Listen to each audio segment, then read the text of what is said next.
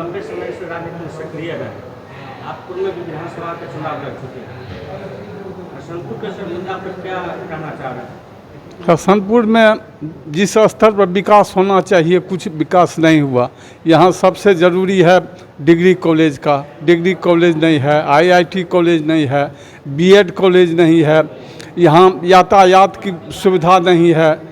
उसके बाद law and order की स्थिति खराब है, भ्रष्टाचार चरम सीमा पर पहुँच गया है, कोई किसी को सुनने वाला नहीं है, दिन दहाड़े हत्या होती है, उसको कोई बिहार देखने वाला नहीं है, यही स्थिति है। और कांग्रेस की सरकार में इस तरह की कोई बात नहीं होती थी, कहीं सब जगह कानून व्यवस्था कायम था, इस तरह का भ्रष्टाचार नहीं था। और कांग्रेस अगर आती है, महागठबंधन की अगर सरकार बनती है तो बिहार में बहुत बड़ा परिवर्तन होगा, लोगों को रोजगार दिया जाएगा, भ्रष्टाचार खत्म किया जाएगा, लॉ एंड ऑर्डर की स्थिति में सुधार होगा, शिक्षा में सुधार होगा।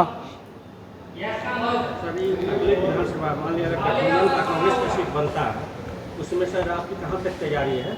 हमारी तैयारी है, हम इसके लिए आवेदन किए हैं और इसके लिए पटना में और मुजफ्फरपुर में अपना इंटरव्यू दिए हैं और मांग किए हैं कि हसनपुर से कांग्रेस का उम्मीदवार बनाया जाए, कांग्रेस का सीट रहा है, कांग्रेस को उम्मीदवार दिया जाए। चूँकि आरजेडी का जो विधायक है अभी तेज प्रताप जी, इन्होंने यहाँ की जनता का छल किया और यहाँ की जनता से मिलता भी नहीं था और उससे गलत रूप से व्यवहार करता था। ये एक निर्वाचित प्रतिनिधि का ऐसा करना न्याय उचित नहीं था। लोगों में उनके प्रति आक्रोश है, उनके साथ साथ आरजेडी के खिलाफ भी आक्रोश है। इसलिए जनता चाहती है कि अच्छे लोग आवें और इसमें कांग्रेस को ही मिलना चाहिए। बिहार में जो राहुल जी तैयारी कर रहे हैं, वोट चोरी का ही मुद्दा उठा रहे हैं, इसमें कहाँ तक सच्चाई है? इसमें वोट चोरी का प्रयास किया जा रहा है।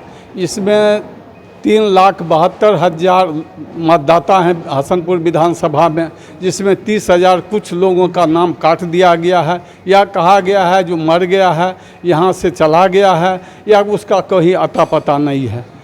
और यह जनता के साथ धोखाधड़ी है और मतदाता को बनाना चाहिए, मतदाता का नाम काटना नहीं चाहिए। उसी चुनाव पर लोग पार्लियामेंट और विधानसभा का चुनाव जीत के आए हैं, लेकिन उन लोगों के साथ आप धोखाधड़ी मतदाता के साथ कर रहे हैं। पिछले दिन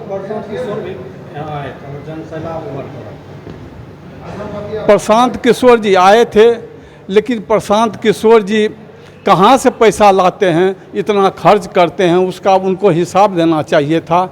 चूँकि हर जगह उनकी गाड़ी दौड़ती है और उनका एक ही उद्देश्य है जो किसी तरह एनडीए की सरकार बन जाए और महागठबंधन की सरकार नहीं बने, उनका यही प्रयास है। हसनपुर में चीनी मिल और किसानों की समस्या पर कोई बात नहीं? हसनपुर में चीनी मिल द्वारा किसानों को शोषण किया जाता है, गन्ने की सही रेट नहीं दिया जाता है, किसानों को उचित सुविधा नहीं दिया जाता है, उनको खाद बीज नहीं दिया जाता है, उचित समय में उचित मूल्य पर नहीं दिया जाता है, लोगों के साथ खिलवाड़ करता है। चूँकि यहाँ की जनता उतनी पढ़ी लिखी नहीं है, इसलिए उनके साथ और किसानों के साथ अत्याचार करता है। सर आपका शुभ नाम? महेंद्र यादव।